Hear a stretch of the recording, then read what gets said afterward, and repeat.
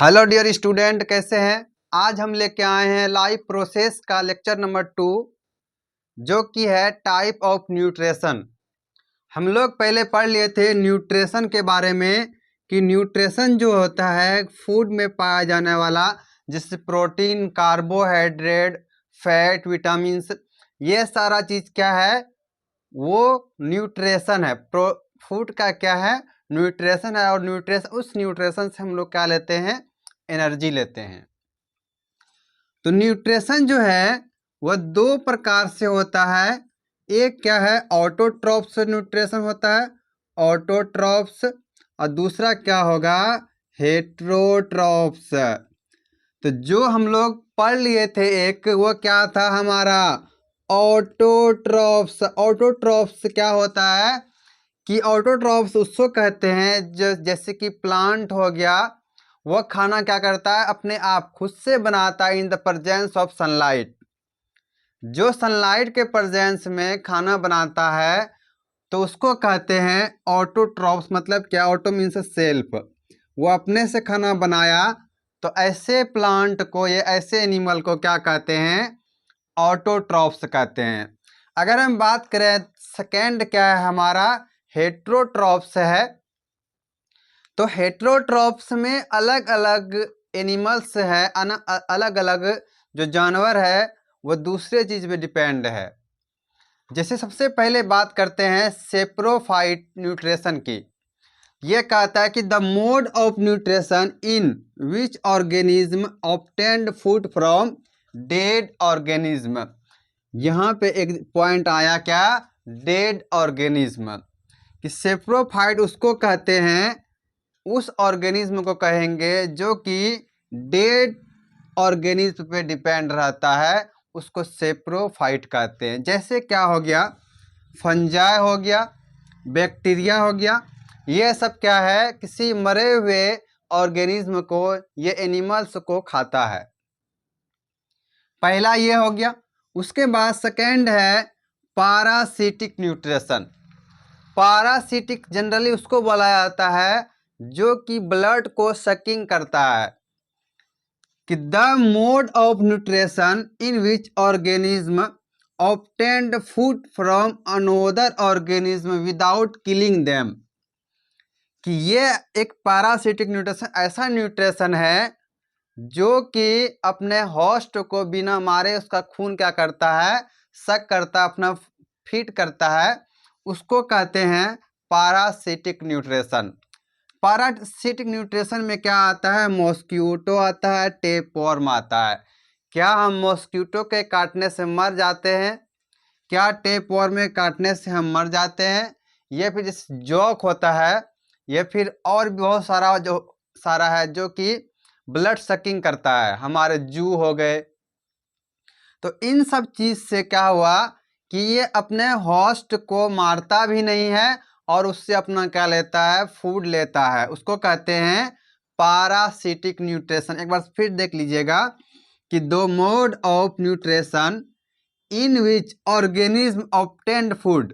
क्या बोला कि ये जो ऑर्गेनिज्म है उसको फूड कहाँ से मिल रहा है, अनोदर ऑर्गेनिज्म, दूसरे ऑर्गेनिज्म से ले रहा है। और कैसे ले रहा है, उसको बिना मारे, विदाउट किलिंग देम, उसको बिना मारे उससे क्या ले रहा है, ब्लड ले रहा है, सक कर रहा है। जैसे क्या हो गया, मॉस्क्यूटो हुआ, टेपवर्म हो गया। लास्ट आता है होलोजोइक न्यूट्रिशन। ये क्या होता है, होलोजोइक न्यूट्रिशन, जिसमें कि कंप्लीट डाइजेशन होता है, एसिमिलेशन होता है, उसको कहते हैं होलोजोइक न्यूट्रिशन। जैसे कि हम लोग पहले पढ़े फंगी, बैक्टीरिया, ये सब क्या था, सिंगल सेलुलर था। एक ही सेल के अंदर इसका क्या है, सारा बॉडी पार्ट्स है, सारा बॉडी ऑर्गन्स है। लेकिन जो होलोजोइक न्यूट्रिशन करता है उसके पास क्या होगा, कंप्लीट डाइजेस्टिव सिस्टम होगा, उसके पास एलिमेंट्री कैनाल होगा, माउथ होगा, स्टोमक होगा, एनस होगा। तो the mode of nutrition that involve, वह क्या किसमें इन्वॉल्व होता, इंजेशन, डाइजेशन, एब्जॉर्प्शन और एसिमिलेशन ऑफ लिक्विड और सॉलिड ऑर्गेनिक मटेरियल। पहला वर्ड क्या आया? इजेशन, डाइजेशन, एब्जॉर्प्शन, ये एसिमिलेशन। इन वर्ड को हम अगर समझ लें तो हमको क्या होगा, ये पूरा का पूरा चैप्टर एकदम इजी हो जाएगा। सबसे पहला इजेशन बोला जाता है कि जब हम लोग फूड को इनटेक करते हैं, अपने पेट के अंदर ले गए मुंह के द्वारा, तो वह क्या कहलाता है? इंजेशन कहलाता है। याद रहा? इंजेशन किसको कहेंगे? कि जब फूड को हम लोग शरीर अपने बॉडी के अंदर बाहर से जो ले जाते हैं, इस प्रोसेस को क्या कहा जाता है? इंजेशन। तो जब हम लोग खाना खाए तो क्या होगा? वो भोजन कहाँ जाएगा? ये हमारा क्या है? एलिमेंट्री कैनाल है, इधर माउथ है, माउथ से भोजन इंटर किया तो अब कहाँ आएगा? एलिमेंट्री कैनाल में आएगा। और alimentary canal is the part of digestive system. और ये क्या है? डाइजेस्टिव सिस्टम का एक पार्ट है जिसमें क्या फूड इंटर करेगा इस पाइप में, जिसको इस पाइप को कहते हैं एलिमेंट्री कैनाल का ये पार्ट है, और इसको एसोफेगस बोलते हैं। एसोफेगस बोलते हैं। एसोफेगस के थ्रू ये जाता है हमारे डाइजेस्टिव सिस्टम, जिसको कहते हैं स्टोमक। स्टोमक में जाएगा। स्टोमक में जाने के बाद ये फूड कहाँ चला जाएगा? स्मॉल इंटेस्टाइन में। और स्मॉल इंटेस्टाइन में क्या हो? ये सारा का सारा फूड वहां जाके पच गया। अब तो दिस इज कॉल्ड डाइजेशन। मतलब क्या?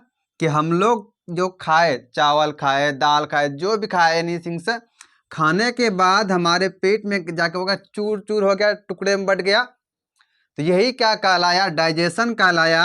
और डाइजेशन होने के बाद उसमें जो मिनरल्स था, विटामिन था, फैट था, वह सारा क्या होगा? हमारा ब्लड एब्जॉर्ब कर लेगा, खींच लेगा उसको अपने पास, उसको कहते हैं एब्जॉर्प्शन।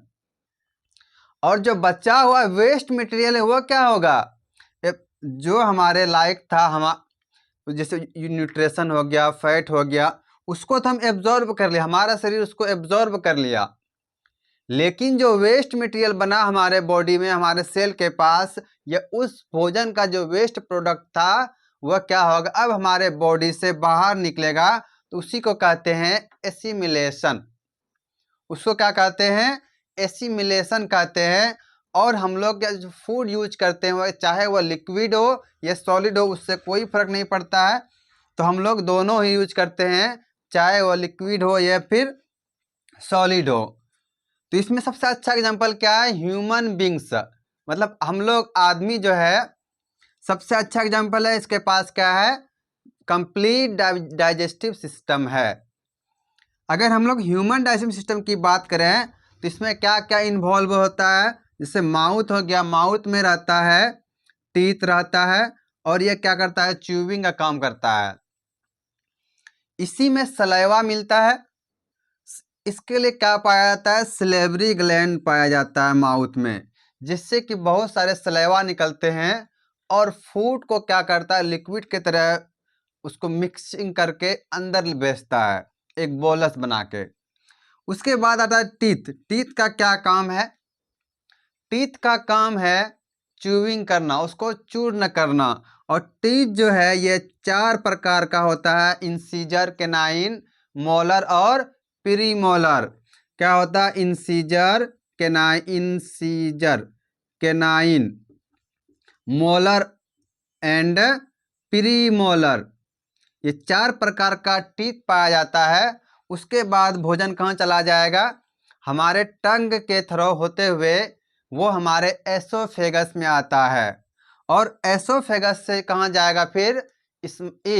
स्टोमक में, स्टोमक से स्मॉल इंटेस्टाइन में, और स्मॉल इंटेस्टाइन से चला जाएगा लार्ज इंटेस्टाइन में। और लार्ज इंटेस्टाइन से क्या होगा कि जो बचा हुआ प्रोडक्ट था वो एसिमिलेशन हो जाएगा, मतलब हमारे शरीर से बाहर निकल जाएगा। Thank you.